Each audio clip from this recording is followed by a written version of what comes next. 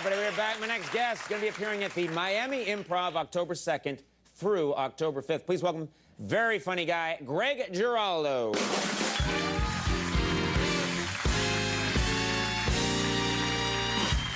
Thank you very much. Thanks. Nice shirt. Hello.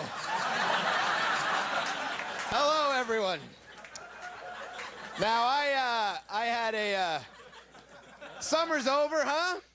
And it was a hell of a summer. We had the blackout here in New York City, which was exciting. You know, it's how often do you get the chance to get drunk and direct traffic? That's unusual. That's what I did. As soon as I realized it was a blackout, I sat on the sidewalk and just started slamming beers. That's what people were doing, sitting around getting drunk. And I got totally drunk, and then I realized they needed help, so I kind of walked out in the intersection, helped direct traffic, you know. And I was in L.A. at the time, so it was a little weirder. Now the French, they had a bad summer over there in France. You know, the whole freedom toast thing that had to hurt, and then all the people dying in the heat. 15,000 people died in the heat wave, and they were old people that were left alone while all the other French went away on their vacations. That's literally what happened. They're so cocky about their social welfare program, and they went away on vacation and let the old people home to fry. Now listen, I get it. You know, when you're sunning yourself on the Riviera in your ball hugger man thong, you know. You know, you don't want Granny there ruining the buzz, but you pick up the phone, you call home, you're like, Grandmama, it's 140, take the sweater off. I mean, when you go away, you know, you got to do what I do. I leave my grandmother home in the basement where it's cooler. You know, plenty of water, cat food to carry her through. Easy opening bag, not the can type. Now, we had a lot of diseases this summer, the SARS, the West Nile, the monkeypox. The monkeypox was a real disease in the Midwest, and people were getting it from playing with their pet prairie dogs. Now, when I first heard people were getting diseases from playing with their prairie dog, I thought, wow, what a weird euphemism. I thought playing with my prairie dog was the best way to avoid diseases. Turns out, and they knew within like 3 days, they knew exactly where the outbreak had come from. Within 3 days, they had the whole thing figured out. They're like, oh, well, obviously, this prairie dog had shared a cage with an African rat from Namibia, and you could see from the bill of lading that it came from a part of Namibia where the monkeypox is rampant, and they knew it within 3 days. What kind of genius detective work is that? Where's Osama bin Laden? Where's Saddam Hussein? You know, where are the weapons of mass destruction?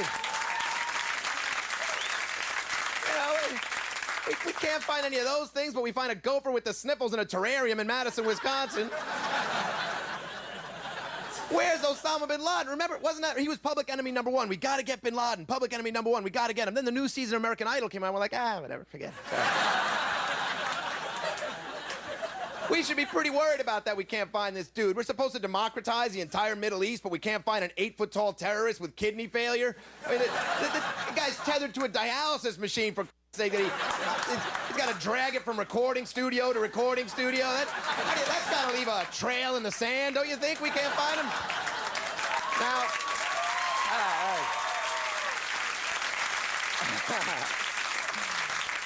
Now, you know, let's face it, we're good at blowing things up, but we need a game plan for after we blow things up. Look at Afghanistan. The warlords, apparently, aren't cooperating with our game plan. The warlords, apparently, some of the warlords are still a little violent and corrupt.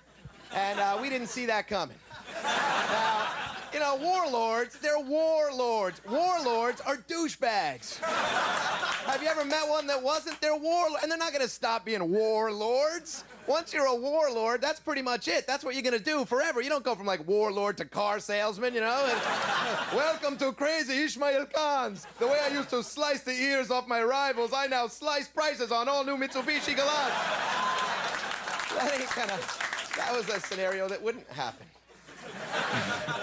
Now, the biggest news, I think, of the summer, and the most significant news across the world, I think, had to be Madonna kissing Britney Spears. And to me, I don't care what people say, to me, that was like watching my grandmother tonguing my little sister. And by that, I mean hot as hell. I mean, I hate to be so easily manipulated, but it was hot. Although it was a little sad to see Madonna, like the greatest cultural button pusher of our time, resorting to tactics that like drunken, dim-witted sorority girls use on spring break for shock value. Wow, you kissed a girl, Madonna. Why don't you just, you know, flash your boobs for a string of beads, you know? It's pretty sad. It's Madonna. The least she could have done was taking a strap-on to the Olsen twins. I mean, something dramatic. I think, I think the message there is that relationships are tough. I mean, for everyone. For everyone, they're tough, and for everyone. You know, I've been married for a while now, and I guarantee every couple in here has had the same fights, especially these guys. I guarantee they've had the same fights that every couple... I've had the same fights as you guys have had. Every couple, it's the same pattern of redundant, ridiculous nonsense. Every couple has the same fights over and over. I probably don't even have to tell you what they are, and you know exactly the ones I'm talking about. You know when you're, like, bombing in an empty club in Wheeling, West Virginia, and some toothless mullet head in the front row is like, "You ain't from around here, are you, boy?" And you're like, "Did you really just say that, you cliche-slinging mongoloid half-wit? Did that really come out of your stupid toothless head, you know?" And you're like, "Man, you suck. You ain't funny at all." And you're like, "Hey, don't be mad at me because you caught your rat tail in a tilt-a-whirl at work today, Cletus," you know? You know, you're like, "Hey, I didn't tell you to drop out of high school and eat rock candy 12 hours a day for the last 15 years, did I? Was that my fault?" You know, then you get off stage, you start doing shots of tequila just to numb the pain, right? And then you're on the phone with your wife, and she's like, "Are you drunk?" You're like, "Yeah, I'm drunk. I'm in West Virginia. I'm going to stay drunk the whole damn time I'm here." Well, I hate you got to get drunk and go on the road all the time. Hey, I hate going on the road too, Buttercup, but I'm just trying to earn a living here, okay? And if getting drunk is the only way I can anesthetize myself enough to entertain a bunch of freaks that I have absolutely nothing in common with, you would think you as my wife would show one shred of compassion. Well, I never would have married you if I knew you were going to go on the road and get drunk all the time. I never wanted to get married in the first place. You pressured me to get married. Now I got to feel guilty about trying to do the one thing I know how to do to support my family. Did I forgive you when you slept with my friend because it's so lonely and I'm on the road all the time? Have you had that one? You guys had that one? Thank you very much, everybody. Thanks a lot. Thank you. That's hilarious. The always great Greg Giraldo, everybody. I'll take a break. We'll be right back.